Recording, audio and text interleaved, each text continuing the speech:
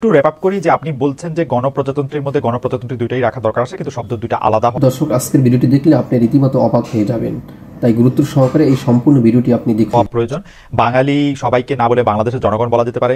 আপনি ধর্মের ক্ষেত্রে আপনি বলছেন যে সাম্য মর্যাদা বিচার যদি নিশ্চিত করা যায়, আলাদা করে ধর্মনিরপেক্ষতা রাখার দরকার নাই, তবে রাষ্ট্রধর্ম ইসলাম যদি থাকলেও থাকতে পারে, এটা যদি গ্যারান্টি দেয় যে অন্য ধর্মগুলির। Sir correct me if I am wrong, আমি শুধু জাস্ট র্যাপ আপ করতেছি কারণ অনেকগুলি প্রশ্ন। না, আমি বলছি আমি একটু আপনাকে বলি, আপনি এক জায়গায় রং। সেটা হচ্ছে কি, আমাদের রাষ্ট্রের মূল লক্ষ্য যে ধর্মনিরপেক্ষতা একটা কথা, এই কথার মধ্যে অনেক রকমের ব্যাখ্যা হয়, কিন্তু সেই কথার মর্মটা যদি আমরা পরিষ্কার করি যে ধর্মের ক্ষেত্রে রাষ্ট্র পুরো পক্ষপাত করিবে না। ধর্মনিরপেক্ষ কথাটার ইংরেজি হচ্ছে সেকুলারিজম, যেটা নিয়ে এরা এখন বর্তমানে আমাদের দেশের মানে ইসলামী সম্প্রদায়ের মধ্যে এই নিয়ে একটা ভুল বুঝাবুঝি আছে। তারা মনে করে সেকুলারিজম মানে নাস্তিকতা, সেটা সঠিক নয়। সেকুলারিজম মানে হচ্ছে দুনিয়াদারি। সেকুলার কথার অর্থ যদি তারা বুঝতো তাহলে তারা এটা বলতেন না। তারা সেকুলার বলতে নাস্তিক মনে করেন। সেকুলার শব্দ আক্ষরিক করতে হচ্ছে সেকুলার এবং সার্কুলার পরস্পর বিপরীত শব্দ। সার্কুলার মানে যেটা বৃত্তাকারে চলে, সেকুলার মানে বৃত্তাকার নয়, যেটা এগিয়ে চলে। সেকুলার শব্দের আক্ষরিক করতে হচ্ছে আপনার নন সিক্লিক্যাল, যা বৃত্তাকার নয়। তার মানে কি, আগে আমাদের দেশের মানুষ মনে করতো মানুষ জন্মায়, দুঃখ পায় এবং মারা যায়, জীবন হচ্ছে একটা বৃত্তের মধ্যে চলে। আমরা আমাদের পূর্বপুরুষ যেভাবে জন্মগ্রহণ করেছে এবং একই বৃত্তি অবলম্বন করেছে, কুমারের ছেলে কুমার থাকবে, ব্রাহ্মণের ছেলে ব্রাহ্মণ থাকবে, চামারের ছেলে চামা থাকবে, এটা হচ্ছে বৃত্তি। আমরা এখন পেশাকে বৃত্তি বলি না। বৃত্তিকে ছাড়িয়ে গিয়ে আপনি জন্মাতে পারেন কামারের ঘরে, কিন্তু আপনি প্রধানমন্ত্রী হতে পারেন। এটা নেপোলিয়নের সময় ফ্রান্সে বাস্তবায়িত হয়েছে। নিম্ন পরিবারের ছেলে উচ্চপদ দখল করেছে, পুরনো ফিউডালিজম চলে গেছে। এই ফিউডালিজম বিরোধী মনোভাবকে সেকুলারিজম বলা হতো। কিন্তু এখন কে চোরা না শুনে ধর্মের কাহিনী। আমি এই জন্য বলি সেকুলার শব্দের অর্থ হচ্ছে দুনিয়াদারি। মুসলমানরা যখন প্রতিদিন যে আমরা প্রার্থনা করি, আমি বহুবার ভক্তদের বলেছি, রিপিট করা পছন্দ হয় না, তবু আপনাকে বলি, রাব্বানা আতিনা ফিদ দুনিয়া হাসানা ওয়া ফিল আখিরাতি হাসানা। মানে কি, হে প্রভু আমাদের, তুমি আমাদের দুনিয়াকে সুন্দর করে দাও এবং তুমি আমাদের পরকালকেও সুন্দর করে দাও। তাহলে রব্বানা আতিনা ফিদ দুনিয়া হাসানা, এটা হচ্ছে সেকুলারিজম। সেকুলারিজম মানে হচ্ছে চাষবাস করা, সেকুলারিজম মানে হচ্ছে জীবিকা অর্জনের কাজ করা।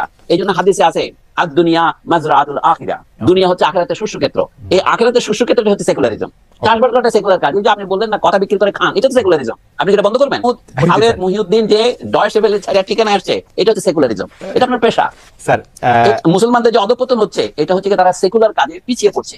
আমি সেই জন্য বলি কি, এই শব্দ নিয়ে তর্ক না করে, এটা আমাদের প্রধান তর্ক নয়। আমাদের এখন দরকার সংবিধানের মধ্যে সবচেয়ে বিপজ্জনক যে ধারাগুলো আছে সেগুলিকে বর্জন করা এবং সেখানে নতুন ধারা অভিষিক্ত করা। সেটাকে আপনি পুনর্লিখন বলবেন, নতুন সংবিধান বলবেন। যারা অশ্রদ্ধা করে বলে সংবিধান ছড়িয়ে ফেলবে, পৃথিবীর বহু ইতিহাস আছে। ফ্রান্স এখন 5-6টা সংবিধান গৃহীত হয়েছে বিপ্লবের পর থেকে, কিন্তু ফ্রান্সে আছে।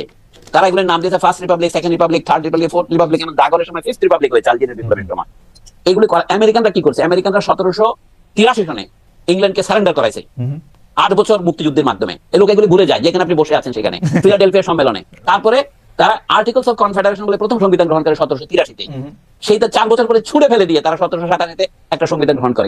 4 বছর পরে দেখলে আরে এই সংবিধান তো অপূর্ণ, তখন তারা বিল অফ রাইটস 10টা অ্যামেন্ডমেন্ট সহ গ্রহণ করে 1791-তে, আবার 4 বছর পরে। তো তাতে কি আমেরিকান রিপাবলিকের কোনো ক্ষতি হয়েছে? তারা ওখানে লিখছে কি, in order to make a more perfect union. এটা ছিল আমেরিকাতে 13টা প্রদেশ বা 13টা পুরনো কলোনি মিলে একটা মোর perfect United states of America গঠন করার জন্য করেছে। আমি মনে করি আমাদের এখানে যে আমাদের অধিবাসী বাঙালি বলে গণ্য হইবেন, এটা বাদ দেওয়া দরকার। আপনি ঠিকই বলেছেন যে শেখ হাসিনার সময়ও সংখ্যালঘুরা নানাভাবে নির্যাতিত হয়েছে। সংখ্যালঘু হিসেবে হয়েছে, প্রতিপক্ষ হিসেবে হয়েছে, দুর্বল হিসেবেও হয়েছে। রামু ঘটনা আমরা ভুলে যাই নাই, কুমিল্লাতে এই ঘটনা পরে তার সারা দেশে যা হয়েছে তা ভুলে যায় নাই। সারা দেশে সংখ্যালঘুদের জমি দখলের অসংখ্য ঘটনা ঘটছে বলে আমার অনেক বন্ধুবান্ধব জানাইছে।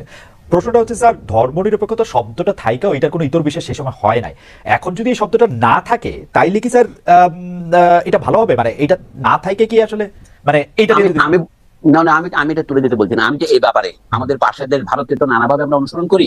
সেখান থেকে আমরা পেঁয়াজ আমদানি করি, আলু আমদানি করি, এমনকি গরু আমদানি করতাম, এবং তাদের থেকে নানা রকমের কলকবজা আমরা আমদানি করি, সেগুলির মূল্য, এমনকি আদানির বিদ্যুৎ আমদানি করি, তাই না? তো ভারত থেকে সেকুলারিজম কথাটা আমদানি তো করতেই পারেন আপনি। ভারতে মুসলমানরা কেন সেকুলারিজম চায়?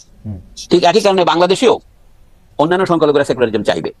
অর্থাৎ আপনার শব্দ নিয়ে তর্ক না করে আমি অর্থের দিকে আপনাকে মনোযোগ দিতে আকর্ষণ করছি। আমি যে কোনো দেশেই মার্কিন যুক্তরাষ্ট্রের সংবিধানে যে কথা আমি উল্লেখ করলাম, বিল অফ রাইটস এর 1 নম্বর যে অ্যামেন্ডমেন্ট, তাতে কি লেখা আছে? বলা আছে রাষ্ট্র, ওখানে বলা আছে দি কংগ্রেস, তাদের তো আইনসভাই সর্বপ্রধান, ওরা আইন প্রণয়ন করে, ওরাই এক্সিকিউটিভকে বৈধতা দেয়, ওরাই জুডিশিয়ারিকে আপনার কি বলে অনুমোদন দেয়। তো সেই ওরা বলছে তারা কোনো চার্জ প্রতিষ্ঠা করবে না। তখন আমেরিকা 30-35টা খ্রিস্টানদের ধারা উপধারা ছিল। রাষ্ট্র ওগুলো কোনো পক্ষ নেবে না, তবে সকলের ধর্ম পালনের স্বাধীনতার গ্যারান্টি কংগ্রেস দেবে।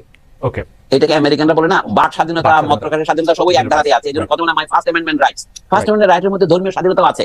আমি যে বাংলাদেশের কথাটাকে আমি রিফ্রেশ করতে বলছি যে বাংলাদেশের সকল ধর্মের স্বাধীনভাবে ধর্ম পালনের গ্যারান্টি দেওয়া হবে, এটা হচ্ছে রাষ্ট্রের দায়িত্ব। এটা কিন্তু আপনি ধর্মনিরপেক্ষতা না বলতে চান, না বলেন কিছু। দর্শক, সম্পূর্ণ ভিডিওটি দেখলেন, অবশ্যই আপনাদের মতামত কমেন্ট বক্সে জানিয়ে দিবেন। আসসালামু আলাইকুম, সবাই ভালো থাকুন।